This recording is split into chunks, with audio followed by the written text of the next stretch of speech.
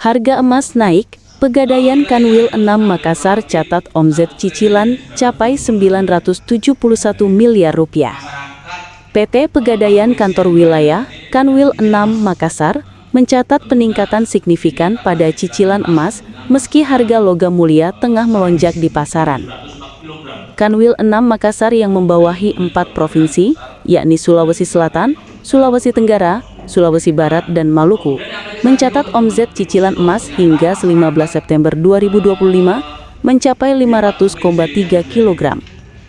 Nilai tersebut setara dengan 971 miliar rupiah, meningkat sekitar 128,67% secara year-on-year dibandingkan periode sebelumnya.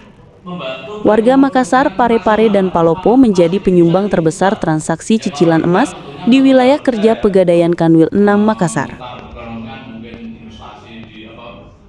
Usahanya ya diperluas seperti itu. Nah, tentunya kalau ini karena ini layanan Kambuya tentunya 80 kilo ini ya bisa disalurkan ke Pegadaian untuk pembiayaan modal kerja emas.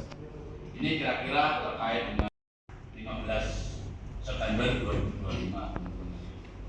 Nah, itu yang terkait dengan kerja. Nah, tentunya karena Pegadaian tentunya dibesarkan oleh masyarakat, tentunya juga secara langsung membantu juga masyarakat terkait dengan.